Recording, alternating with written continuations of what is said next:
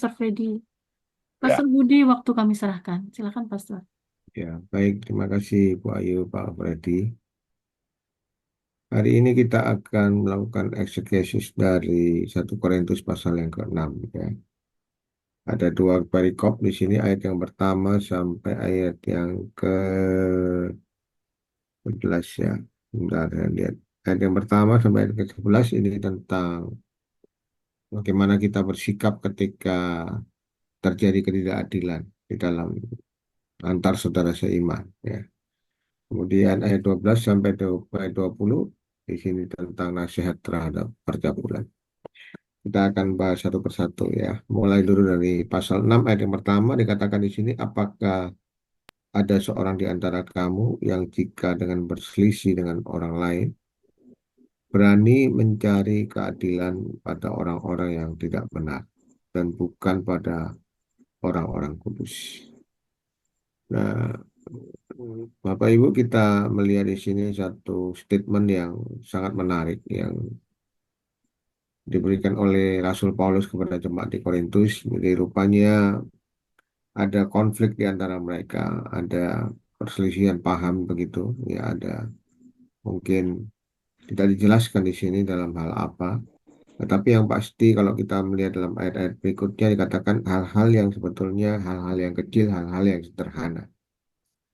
Namun dikatakan di sini walaupun itu kecil dan sederhana, rupanya mereka mencari keadilan justru pada orang-orang yang tidak kenal Tuhan, bukan orang-orang kudus ya. Seharusnya sebagai orang yang percaya, sebagai saudara seiman lah, namanya juga saudara seiman, harusnya ada yang namanya kasih, ada yang namanya pengampunan, ada yang namanya saling memahami satu dengan yang lain ya. Namanya juga saudara seiman. Tetapi kalau kita lihat di sini justru dalam ayat yang pertama di sini Paulus menegur mereka karena mereka mencari keadilan pada orang-orang yang tidak kenal Tuhan, yang tidak takut akan Tuhan. Nah, kalau kita mencari kebenaran kepada orang yang tidak takut akan Tuhan, pasti nasihatnya berbeda, saudara. Kenapa? Karena mereka tidak mengenal kebenaran. Nah, bagi kita yang mengenal kebenaran, seharusnya firman Tuhan itu, Alkitab itu sebagai tolok ukur yang tertinggi dalam mengambil segala keputusan. Ya, baik dalam bisnis, dalam berkeluarga, dalam relasi satu dengan yang lain. Bahkan ketika ada konflik sekalipun, kalau ada perbedaan pendapat, ya ada interest yang berbeda satu dengan yang lain, ya harusnya kita menjadikan firman Tuhan itu sebagai tolok ukur. Ya, kalau kita lakukan seperti itu, maka pasti nasihatnya benar karena sesuai dengan firman Tuhan. Tapi masalahnya seringkali kita mencari keadilan kepada orang yang tidak kenal Tuhan, orang luar lah yang notabene itu tidak kenal Tuhan, ya tidak tahu tentang Alkitab. Ya akibatnya pasti banyak salahnya, saudara, pasti banyak nasihat-nasihat yang tidak sesuai dengan firman Tuhan. Nah, sebabnya dikatakan di sini Paulus menegur mereka, dikatakan eh, berani mencari keadilan pada orang-orang yang tidak benar dan bukan pada orang-orang yang kudus. Ayat yang kedua, atau tidak tahukah kamu bahwa orang-orang kudus akan menghakimi dunia? Jadi kita ini mempunyai kuasa lah katakanlah atau wewenang yang sangat besar. Maka dikatakan di sini kita akan menghakimi dunia. Dan jika penghakiman dunia berada dalam tangan kamu, tidakkah kamu sanggup untuk mengurus perkara-perkara yang tidak berarti? Jadi kita melihat di sini yang dimaksud oleh Paulus konflik, perselisihan, ketidakadilan itu sebetulnya hal-hal yang tidak berarti. Perkara-perkara yang sebetulnya bisa diselesaikan secara baik-baik gitu ya, secara kekeluargaan. Bisa diselesaikan sesuai dengan firman Tuhan. Namun seringkali kita lebih condong kepada hakim-hakim dunia, kepada pemikiran atau nasihat orang-orang yang tidak mengenal Tuhan. Ada yang ketiga dikatakan tidak tahukah kamu bahwa kita akan menghakimi malaikat-malaikat. Jadi apalagi perkara-perkara biasa dalam hidup kita sehari-hari. Ya. Jadi Bapak Ibu di sini Paulus menegur kita menasihati supaya jangan kita tergesa-gesa untuk mencari keadilan kepada orang yang tidak kenal Tuhan. Tetapi justru kita inilah yang harus menjadi apa ya katakanlah sumber. ya, sumber kebenaran. Jadi kalau misalnya ada orang yang berselisih pendapat, beda pendapat atau mengalami konflik, harusnya sebagai orang yang percaya, sebagai orang yang mengenal firman Tuhan, kita ini memberikan solusi. Kita ini memberikan jalan keluar yang terbaik yang sesuai dengan firman Tuhan. Bukan malah sebaliknya. Kadang-kadang di sini malah orang-orang yang tidak percaya ini mencari keadilan kepada orang-orang yang tidak percaya kepada Tuhan. Ya. Ayat yang selanjutnya, ayat yang keempat, sekalipun demikian, jika kamu harus mengurus perkara-perkara biasa, kamu menyerahkan urusan itu kepada mereka yang tidak berarti dalam jemaat. Nah, kadang-kadang di sini perkara-perkara biasa, perkara-perkara kecil. Nah, sebetulnya perkara-perkara yang harusnya bisa diselesaikan dengan baik-baik, ya, dengan bijaksana, dengan hikmat Tuhan.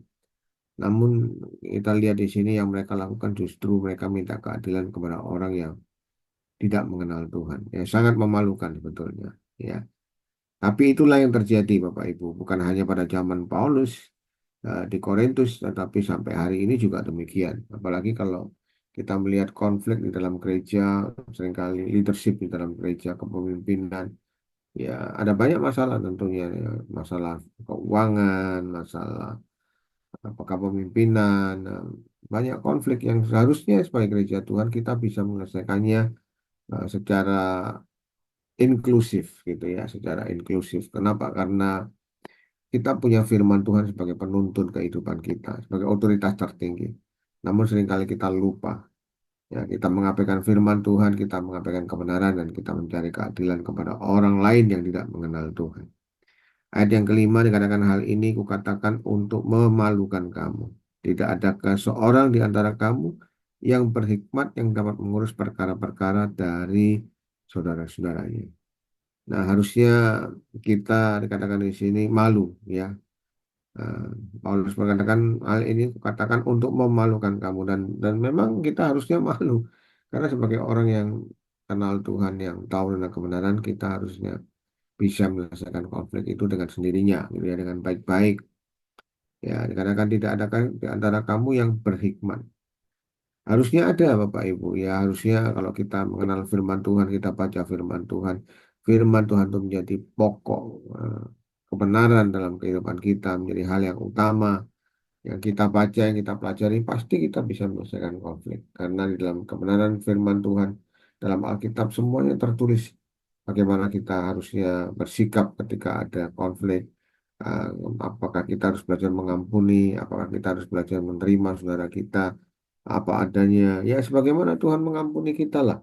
Sebagaimana Tuhan menerima kita. Alkitab katakan dalam Roma, ketika kita masih berdosa, Tuhan menyatakan kasihnya. Nah, hal-hal yang demikian tuh seharusnya menjadi pokok pikiran yang menjadi apa yang menjadi bahan lah untuk menyelesaikan konflik. Tapi seringkali kita justru mencari keadilan kepada orang yang tidak mengenal Tuhan, ya.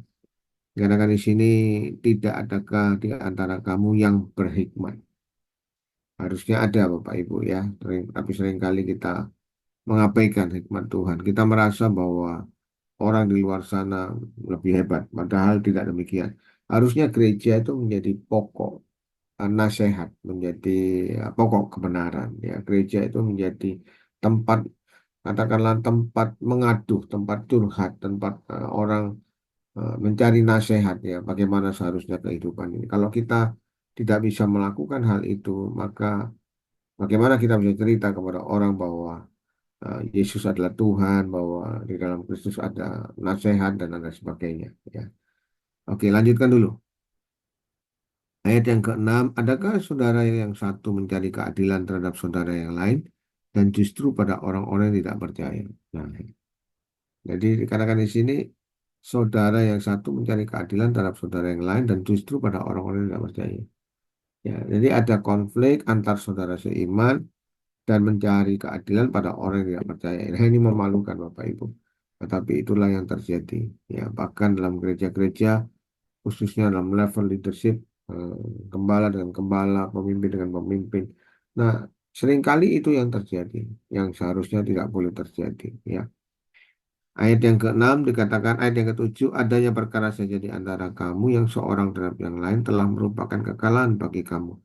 Mengapa kamu tidak lebih suka menderita ketidakadilan, mengapa kamu tidak lebih suka dirugikan? Ya, dikatakan adanya perkara saja merupakan sebuah kekalahan. Kenapa? Karena itu berarti kan ego, masing-masing saling apa ya, menguatkan ego, merasa paling diri yang paling benar. Harusnya kita belajar untuk saling merendahkan diri. Itu nasihat firman Tuhan. Bukannya saling merasa bahwa aku yang paling hebat, engkau yang kesekian gitu kan. Nah, harusnya tidak demikian Bapak Ibu. Tapi itulah yang terjadi ya. Karena kan kalau ada konflik itu pun itu sudah merupakan kekalahan. Ya, dikatakan di sini, mengapa kamu tidak, ayat yang keberapa, ayat yang ketujuh, mengapa kamu tidak lebih suka menderita ketidakadilan dan menderita, dikatakan, mengapa kamu tidak lebih suka dirugikan? Ya, memang tidak mudah Bapak Ibu untuk dirugikan dan kemudian diperlakukan tidak adil, itu memang tidak gampang, tidak mudah. Tetapi kalau kita melihat Kristus sebagai contoh kehidupan kita, Kristus pun mengalami hal yang demikian. Alkitab berkata tidak ada kesalahan dalam dirinya, dia tidak melakukan yang tidak benar, tidak ada dosa, tapi dia diperlakukan dengan tidak adil. Dia dirugikan, dia bahkan menderita, bahkan dia disalibkan mati di atas kayu salib. Ya, bukankah kita berkata kita mau seperti Kristus, ya kan? Bukankah kita berkata kita mau meneladani kehidupan Kristus? Bukankah kita berkata kita mau pikul salib dan sebagainya? Tetapi kenyataannya ketika konflik itu terjadi, kita tidak mau pikul salib. Kita merasa bahwa kita yang paling benar. Kita merasa bahwa egoku ini, aku ini yang paling harus dipertahankan, harus dibenarkan. Yang orang lain mungkin dipersalahkan. Padahal ini masalah-masalah yang kecil, yang sederhana, yang harusnya kita bisa ngalah. Ya, kita harusnya bisa ya dirugikan gitu ya, diperlakukan tidak adil. Tapi percayalah kalau sampai itu terjadi dalam kehidupan kita, pasti Tuhan akan membela kita. Selama kita masih hidup benar, selama hidup kita dekat dengan Tuhan, pasti pembelaan Tuhan itu akan nyata dalam kehidupan kita. Nah, intinya apa? Intinya jangan takut, Bapak Ibu. Ya, kalaupun kita diperlakukan dengan tidak adil, kita diperlakukan, dirugikan oleh orang lain, jangan pernah takut, jangan pernah merasa apa ya, sedih, cemas. Ya, sedih, cemas, oke lah. Nah, itu biasa. Tapi jangan pernah takut. Kenapa? Karena selama hidup kita benar, pasti Tuhan akan membela kita. Nanti yang benar itu pasti akan Tuhan bela. Ya, istilahnya Ahok itu Tuhan Gusti ku ora sari, katakan begitu kan. Jadi pasti ada pembelaan Tuhan, entah kapan, tapi pasti akan ada pembelaan Tuhan. Ya, lanjutkan. Ayat yang ke-8, tetapi kamu sendiri melakukan ketidakadilan dan kamu sendiri mendatangkan kerugian. Dan itu kamu buat terhadap saudara-saudaramu. Nah, ini yang parah, Bapak Ibu. Kita tidak mau dirugikan, kita tidak mau diperlakukan tidak adil, tapi kita sendiri melakukan ketidakadilan, bahkan mendatangkan kerugian kepada orang lain. Nah, ini yang parah ini, ya. Banyak orang Kristen yang kayak gitu tuh. Nggak mau dirugikan, nggak mau diperlakukan tidak adil, tidak mau dikata-katai, gitu kan, tidak mau disalahkan, tapi seringkali membuat kesalahan, justru membuat orang lain rugi, misalnya saja eh, bisnis bukan prestasi, hutang nggak bayar dan sebagainya lah, ya, asal ngomong dan tidak bisa tepat janji dan sebagainya. Banyak peristiwa yang kecil-kecil sebetulnya yang bisa diselesaikan dengan baik-baik, asal kita menyadari bahwa menganggap bahwa firman Tuhan itu segala-galanya gitu ya, belajar saling mengampuni, saling menerima apa adanya. Tapi memang agak susah kalau kita bertemu dengan orang-orang yang seperti yang ayat yang ke-8 di sini ya. Mereka tidak mau dirugikan dan tidak mau diperlakukan tidak adil, tapi dia sendiri melakukan hal seperti itu. Nah, ini memang agak susah Bapak Ibu, perlu perlu apa ya, perlu sedikit palu kodam gitu ya untuk menyadarkan orang itu. Ayat yang ke-9, atau tidak tahukah kamu bahwa orang-orang yang tidak adil tidak akan mendapat bagian dalam kerajaan Allah. Nah, ini cukup keras teguran Paulus ya. Nah, kadang tidak tahukah kamu orang yang tidak adil itu tidak mendapatkan bagian dalam kerajaan Allah. Artinya kalau kita bersikap tidak benar, tidak adil, ya, kita tidak mendapatkan bagian dalam kerajaan Allah. Ya, di sisi yang lain, bagi kita yang diperlakukan tidak adil, jangan pernah takut karena Tuhan akan membela kita. Tuhan akan menyertai kita. Sepanjang kita itu benar, cepat atau lambat pembelaan Tuhan akan nyata dalam hidup kita. Kalaupun Tuhan izinkan kita diperlakukan tidak adil, kita diperlakukan dirugikan oleh orang lain. Percayalah bahwa di balik semua peristiwa itu ada maksud Tuhan yang indah, ada maksud Tuhan yang mulia. Mungkin kita tidak tahu pada hari ini, tetapi percayalah bahwa Tuhan tidak pernah membiarkan segala sesuatu terjadi dengan tiba-tiba. Pasti ada maksud Tuhan di balik semua itu. Contoh misalnya Yusuf, dia diperlakukan tidak adil, dia dirugikan, dia difitnah, dia diperlakukan hal-hal yang buruk. Tapi akhirnya dia pernah berkata dalam kejadian itu dikatakan bahwa apa yang kamu raka-rakakan hal yang jahat dalam hidupku, Tuhan merubahnya menjadi hal yang baik gitu. Nah, hal yang sama kita harus meyakini sepanjang kita hidup benar, maka kita akan melihat pembelaan Tuhan itu nyata dalam kehidupan kita. Ayat selanjutnya ayat yang ke berapa ini? Ayat yang ke-9, atau tidak tahukah kamu bahwa orang-orang tidak adil tidak akan mendapat bagian dalam kerajaan Allah?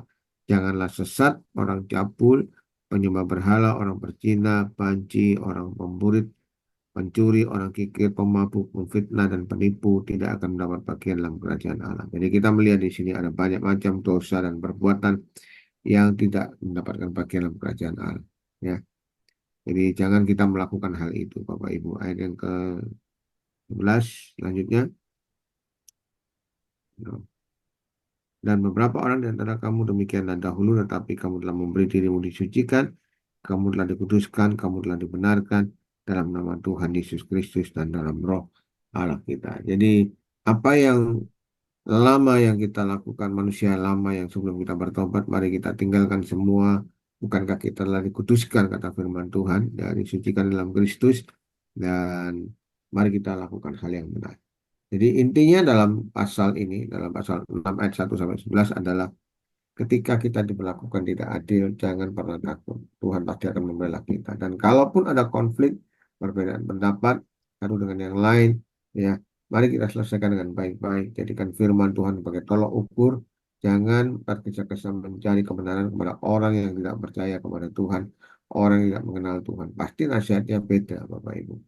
Ya, misalnya saja kalau ada konflik dalam keluarga, kalau kita minta nasihat kepada orang lain, ya paling gampang mereka berkata cerai saja, sudah selesai kan gitu. Ya, tapi kalau Alkitab berkata apa yang dipersatukan oleh Allah tidak boleh dipisahkan oleh manusia, gitu. Jadi apa yang harus kita lakukan? Ya saling belajar mengampuni, saling belajar mengasihi, saling belajar menerima satu dengan yang lain kan. Jadi apa yang kita ajar, yang kita apa yang diajarkan oleh Alkitab itu bertentangan dengan pengajaran yang ada di dunia tentunya ya. Nah, sebabnya mari kita jadikan firman Tuhan itu sebagai tolak ukur yang tertinggi dalam kehidupan kita. Lanjutkan ayat yang ke-12, nasihat terhadap percabulan. Dikatakan di sini ayat 12, segala sesuatu halal bagiku, tetapi bukan semuanya berguna. Segala sesuatu halal bagiku, tetapi aku tidak membiarkan diriku diperhamba oleh suatu apapun. Nah, menarik sekali dikatakan di sini segala sesuatu halal bagiku, tetapi tidak semuanya berguna. Ya, semuanya bisa halal, tetapi aku tidak membiarkan diriku diperhamba oleh suatu apapun. Jadi dalam ayat ini kita melihat bukan masalah boleh atau tidak boleh, ya, bukan masalah halal atau tidak halal, tapi masalahnya adalah berguna atau tidak. Ya. Walaupun kita tahu itu halal, walaupun kita tahu itu boleh dilakukan, tetapi kalau tidak ada gunanya untuk apa kita lakukan kan gitu Bapak Ibu. Ya. Nah, kalau kemudian dikatakan di sini kita diperhamba oleh hal itu, maka untuk apa kita harus lakukan gitu. Jadi masalahnya di sini bukan masalah hal boleh atau tidak. Seringkali Alkitab tidak menuliskan secara eksplisit ya. Misalnya saja dikatakan di sini tidak boleh merokok misalnya, ya kan? Nah itu cuma ada di pom bensin, Bapak Ibu. Tidak boleh merokok, dilarang merokok itu cuma ada di pom bensin, kemudian ada di tempat-tempat ya di tempat-tempat yang restoran yang ada no smoking area, nah kayak ya cuma ada di situ di tempat-tempat yang seperti itu tidak pernah di Alkitab dituliskan secara eksplisit tidak boleh merokok, begitu kan? Mungkin pada waktu itu tidak ada rokok atau gimana ya. Tidak dituliskan secara eksplisit dilarang merokok. Tetapi kita harus menilainya begini, berguna nggak gitu loh. Kalau akhirnya nggak berguna untuk kita terus ngapain gitu kan? Ya, satu kali saya pernah menegur seorang anak muda, saya katakan begini, kamu ini masih muda, kamu belum bisa menghasilkan uang sendiri dan masa depan masih panjang, ya kan? Kenapa kamu harus merokok gitu? Ya, merokok itu kan buang-buang uang daripada kamu merokok, kalau kamu bisa gunakan uangmu untuk hal yang lain. Nah, jawabnya apa Bapak Ibu? Jawabnya, ya soalnya ama bobonya itu merokok. Jadi kalau ama merokok, boleh kenapa aku tidak boleh? Nah, jadi di sini kita melihat jadi amahnya tidak bisa memberikan contoh, orang tuanya tidak bisa memberikan contoh yang baik. Akibatnya anaknya juga melakukan hal yang demikian. Jadi dalam ayat ini bukan masalah boleh atau tidak boleh, bukan masalah hal atau tidak hal, tapi masalahnya apakah itu berguna bagi kehidupan kita. Kalau kita tidak berguna, terus untuk apa kita lakukan? Bukankah waktu-waktu yang Tuhan berikan itu kita bisa gunakan untuk hal yang lain? Ya, untuk berdoa, untuk baca firman Tuhan, untuk melakukan hal-hal yang positif, yang membangun, yang memperlengkapi diri kita sendiri, yang membuat hidup kita jadi jauh lebih baik. Ya kan? Tapi seringkali kita ini lebih suka mengikuti keinginan hawa nafsu. Ya, daripada nganggur, terus kita lakukan hal-hal yang nggak benar, gitu kan. Nah, itu yang tidak boleh terjadi. Katakan di sini kalau pada akhirnya kita diperhamba, ya, nah, diperhamba oleh sesuatu yang tidak ada gunanya, terus untuk apa kita lakukan? Jadi sekali lagi di sini ukurannya bukan boleh atau tidak boleh. Bukan berarti kemudian kalau apa ini sesuatu yang ditulis halal gitu ya. Sekarang ini kan lagi tren, lagi ribut masalah halal tidak halal. Ya, masalahnya bukan halal tidak halal, masalahnya berguna nggak buat kita gitu. Kalau tidak ada gunanya jangan dilakukan. Apalagi kalau sampai kemudian kita itu berhamba. Ada orang yang pernah satu kali ada seorang yang divonis sama dokter, kamu tidak boleh merokok. Ya, karena jantungnya sudah molor. Nah, jantungnya ini, paru-parunya sudah molor. Jadi sudah dalam kondisi yang berbahaya. Dia merokok, seringkali merokok. Dan ketika divonis oleh dokter, jangan merokok karena akan sangat berbahaya. Nanti kamu bisa meninggal gitu. Nah, tapi ya sekali lagi memang tidak mudah untuk melepaskan hal-hal yang menjadi yang apa ya, yang sudah mengikat kita. Akhirnya dia merokok sekali lagi dan betul sudah akhirnya meninggal. Karena itu jangan melakukan hal-hal yang tidak berguna. Apalagi kalau itu kemudian jadi addicted, jadi memperhamba kita. Ya, nah, jangan saudara lakukan. Sekali saudara lakukan akan ada kedua kali dan akan ada ketiga kali dan begitu seterusnya. Sampai untuk kemudian kita melepaskan diri itu sulit. Kenapa? Karena sudah terlanjur terikat, butuh effort yang jauh lebih besar. Ya, lebih baik saudara tidak perlu melakukan itu sebelum saudara terlambat. Oke? Ayat yang ke-13, makanan adalah untuk perut dan perut untuk makanan. Tetapi kedua-duanya akan dibinasakan Allah. Tetapi tubuh bukanlah untuk percabulan, melainkan untuk Tuhan. Jadi jelas statement ini katakan tubuh itu bukan untuk percabulan, tapi untuk Tuhan. Ya. Karena apa? Karena memang Tuhan yang menciptakan tubuh kita bukan untuk sesuatu yang untuk berbuat dosa. Dan Tuhan untuk tubuh ayat yang ke-7 ya. Ayat yang ke itu, lanjutkan. Dan ayat yang ke-14 Allah yang membangkitkan Tuhan akan membangkitkan juga oleh kuasanya. Tidak oke, tidak tahukah kamu bahwa tubuhmu adalah anggota Kristus?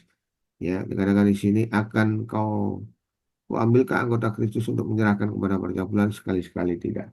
Jadi di sini Alkitab menasihatkan tentang percabulan, jangan kita terlibat dalam percabulan. Ya, dikarenakan selain tidak ada gunanya juga dikarenakan juga akan menjadi mengikat kita, menjadi addicted. Dikarenakan kita akan diperhamba dan bukan hanya diperhamba, dikarenakan juga dikatakan di sini tidak boleh karena tubuh itu bukan untuk percabulan, tubuh itu untuk Kristus. Ya, nah ayat selanjutnya ayat yang ke-16 atau tidak tahukah kamu bahwa siapa yang mengikatkan dirinya pada perempuan cabul menjadi satu tubuh dengan dia. Sebab demikianlah kata Nas, keduanya akan menjadi satu daging. Ya. Ayat 17, tetapi siapa yang mengikatkan dirinya pada Tuhan menjadi satu roh dengan dia. Jadi jelas sekali ya. Kita perlu dekat dengan Tuhan, terkoneksi dengan Tuhan, mengikatkan diri dengan Tuhan dan jangan dengan percabulan. Nah, ini ayat yang bagus tuh ayat 18. Dikatakan jauhkanlah dirimu dari percabulan. Ya, jauhkanlah dirimu dari percabulan. Ya, bukan dikatakan tengkinglah percabulan, bukan dikatakan lawanlah percabulan, tetapi jauhkanlah dirimu dari percabulan. Nah, kenapa, saudara? Karena dikatakan di sini setiap dosa lain dilakukan oleh manusia terjadi di luar dirinya, tetapi orang yang melakukan percabulan berdosa terhadap dirinya sendiri. Jadi sebetulnya begini, ya, kenapa kita harus menjauh? Karena kita tidak mungkin melawan percabulan, tidak mungkin melawan dosa seksual. Ya, kenapa? Karena pada dasarnya Tuhan itu memberikan gairah seksual dalam kehidupan kita. Itu hal yang indah kalau itu dilakukan dalam konteks suami istri. Ya, jadi Tuhan itu memberikan gairah untuk melakukan seksual dalam hidup kita itu libido katakanlah begitu. Itu sebetulnya dari Tuhan dan itu hal yang indah yang kita bisa lakukan kalau itu dilakukan dalam dalam konteks suami istri sebagai keluarga dalam ikatan pernikahan. Ya. Tapi kalau itu tidak dilakukan dalam ikatan pernikahan, maka itu akan menjadi dosa. Ya. Jadi sebetulnya kita melihat di sini bahwa dikatakan di sini ya dosa yang lain dilakukan manusia di luar dirinya, tetapi orang melakukan percabulan berdosa dalam dirinya sendiri. Jadi, itulah sebabnya yang kita perlu lakukan adalah jangan melawan, saudara, tetapi kita harus menjauh. Menjauh itu artinya menghindari hal itu. Kalau kita sudah tahu hal itu akan mendatangkan kita jatuh dalam percabulan, dosa, perzinahan, dan sebagainya, kita harus menjauh. Contoh, misalnya Yusuf dengan istri Potifar, ya. Nah, dikatakan di situ pada waktu itu tidak ada orang di dalam rumah. Hanya mereka berdua, istri Potifar dengan Yusuf. Dan Yusuf ini eh, ya ganteng lah katakanlah begitu. Manis rupanya, sikapnya juga baik. Ya, pasti dia orang yang baik-baik, orang yang cinta Tuhan. Nah, Potifar, istri Potifar melihat Yusuf seperti itu, dia jatuh hati, saudara. Dan timbul hasrat, gitu. Kemudian dia berusaha merayu dan merayu dan merayu dan selalu gagal karena Yusuf tidak meladeni.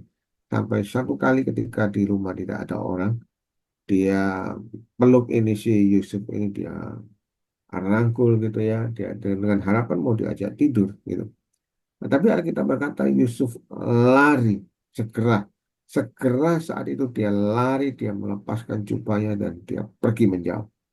Kenapa saudara akan dia pergi menjauh? Sebab kalau dia tidak lakukan itu segera dia tidak lakukan, dia akan jatuh dalam dosa. Dia akan jatuh dalam dosa perzinahan, saudara. Ya, kenapa? Karena namanya juga dia Yusuf, laki-laki masih muda, pasti dia punyalah gairah seksual, gitu ya. Tetapi menyadari bahwa dia apa itu dosa itu apa gairah itu ada dalam dirinya, maka dia harus segera pergi. Kalau tidak, dia akan jatuh dalam dosa. Simpson dan Delila misalnya contoh yang lain ya. Kalau tadi Yusuf sekarang berlawanan Simpson dan Delila. Alkitab berkata Delila ini berusaha merayu dan merayu dan merayu terus Simpson dengan segala cara ya. Delila ini tidak mungkin dia cantik, dia seksi atau gimana ya saya tidak tahu ya. Tapi yang jelas dia punya rayuan maut Bapak Ibu. Sampai seorang Samson pun tidak berdaya dibuatnya. Dan Alkitab berkata Samson tidak segera pergi dari Delila. Dia malah terus mendekat dengan Delila. Akibatnya dia jatuh dalam dosa. Dia akhirnya mengatakan semua rahasia yang harusnya tidak boleh dikatakan oleh Simpson kepada Delila. Nah, Bapak Ibu kita harus menyadari khususnya bagi kita para pria, kelemahan kita itu di dalam satu hal ini, ya. Nah, saya rasa bukan cuma pria, juga wanita juga hal demikian. Tetapi sebagai pria kita harus segera lari seperti Yusuf. Dikatakan di sini menjauh, jauhkanlah dirimu dari percabulan. Jadi nggak perlu ditengking, saudara. Dosa yang satu ini nggak perlu ditengking, tidak perlu dilawan. Ya.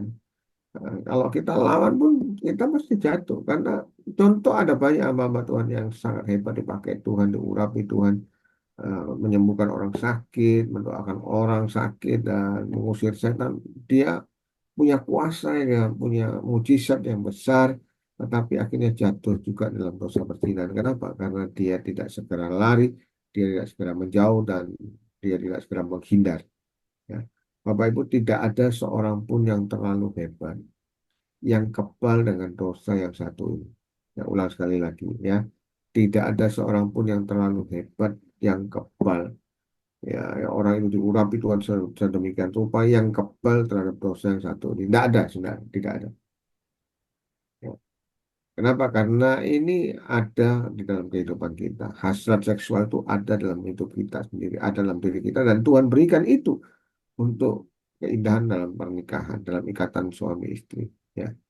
Nah, sebabnya dikatakan di sini jauhkanlah dirimu. Tiap dosa yang lain dilakukan manusia terjadi di luar dirinya, tetapi orang yang melakukan percabulan berdosa terhadap dirinya sendiri. Ya, ayat selanjutnya ayat 19, atau tidak tahukah kamu bahwa tubuhmu adalah bait Roh Kudus yang diam di dalam kamu, Roh Kudus yang kamu peroleh dari Allah, dan bahwa kamu bukan milik kamu sendiri. Nah, ini jelas sekali ya bahwa tubuh kita adalah bait Allah, tempat kediaman Tuhan, dan tubuh kita itu bukan milik kita sendiri, tapi milik Tuhan, saudara. Kenapa? Dikatakan di sini ayat 20, sebab kamu telah dibeli dan harganya telah lunas dibayar, karena itu muliakanlah Allah dengan tubuhmu. Jadi ketika Yesus disalib, saudara, dia mati di atas kayu salib, dia sudah melunaskan semua dosa kita. Dia disalib, dia berdosa, dia sampai dia harus mati saudara pada hari ketika dia bangkit. Jadi semua yang Yesus lakukan untuk menanggung dosa kita, kita telah ditebus, dibeli dengan harga yang mahal. Karena itu muliakanlah Tuhan dengan dirimu. Ya, jauhkanlah diri kita dari percabulan, dari perzinahan, dan hari-hari ini saudara ada banyak orang yang melakukan percabulan yang bahkan sangat jahat. Ya, kita tahu yang lagi tren, yang lagi menjadi apa ini? Jadi viral di media, di medsos tentang peristiwa skandal yang terbesar di Amerika, ya, yang dikenal dengan White Party dan apa itu, eh, apalagi gitu namanya ya. Nah, free apa, free apa gitu saya agak lupa. Nah, itu mereka yang melakukannya, mereka melakukan perbuatan dosa yang bahkan lebih jahat daripada Sodom dan Gomora. Kenapa hal itu bisa terjadi? Padahal mereka mengaku Kristen, pakai kalung salib besar-besaran dan sebagainya. Tapi kalung salib itu tidak menjamin kehidupan mereka sesuai dengan salib Kristus. Ya, kita perlu disalibkan, kita perlu terus pikul salib supaya Kristus semakin nampak dalam kehidupan kita. Jangan kita mempermalukan Tuhan melalui kehidupan kita. Ya, saya kira itu saja yang bisa saya bagikan malam hari ini. Mari kita berdoa. Bapa Surgawi, kami bersyukur untuk kebenaran firman-Mu yang mengajarkan kepada kami bagaimana seharusnya kami bersikap ketika ada konflik terjadi, ketika ada perbedaan pendapat terjadi. Tuhan, kami mau belajar untuk mendahulukan Tuhan. Kami mau belajar untuk menjadikan firman-Mu itu sebagai jalan keluar solusi, jawaban bagi setiap pergumulan dan masalah yang kami hadapi. Kami mau belajar supaya firman Tuhan itu menjadi tolok ukur dalam setiap kehidupan kami, bahkan ketika konflik terjadi, kami mengambil keputusan menjadikan firman Tuhan sebagai hal yang terbaik, yang termulia dalam kehidupan kami. Terima kasih Tuhan. Berdoa juga untuk kami masing-masing, ampuni kami kalau mungkin masih ada dosa dalam kehidupan kami, pikiran-pikiran yang najis, yang kotor dalam kehidupan kami, Tuhan. Kami mau belajar untuk menaklukkan semua pikiran kami kepada Kristus, dan biar pikiran Kristus saja menjadi nyata dalam kehidupan kami. Apa yang hal-hal yang menyenangkan Tuhan itu yang kami pikirkan, bukan hal yang lain, Tuhan. Lindungi kami dari segala dosa, hal yang tidak benar, Tuhan. Engkau sendiri yang mengampuni kami, dan ajar kami untuk sungguh-sungguh setia dan taat kepada firman-Mu. Roh Kudus, Engkau mampukan kami untuk itu benar di dalam kebenaran firman-Mu. Terima kasih Tuhan. Di dalam nama Tuhan Yesus kami berdoa. Amin. Satu Amin. hal lagi yang saya mau Amin. Thank you. tambah. Tuhan Yesus Ya, memberkati. terima kasih. Jadi tadi sementara saya berdoa, Tuhan ingatkan apa, satu Yohanes 1 ayat 9, dikatakan Allah itu setia dan adil. Kalau kita minta ampun atas dosa kita, maka Tuhan akan menyucikan kita saat ini juga. Jadi kita ini punya kemampuan untuk hidup benar. Ya, seringkali orang berkata, kita ini kan masih hidup di dunia, mana mungkin kita bisa hidup benar. Nah, pola pikir yang seperti itu menyesatkan menurut saya. Ya, yang benar kita itu bukan karena kita hebat, tapi karena Roh Kudus memberikan kemampuan kita. Jadi kita bisa hidup benar hidup suci sekarang ini. Ya, kalau kita mau dan kita mengizinkan Roh Kudus menolong kita. Terima kasih, Tuhan memberkati. Terima kasih Pastor Budi.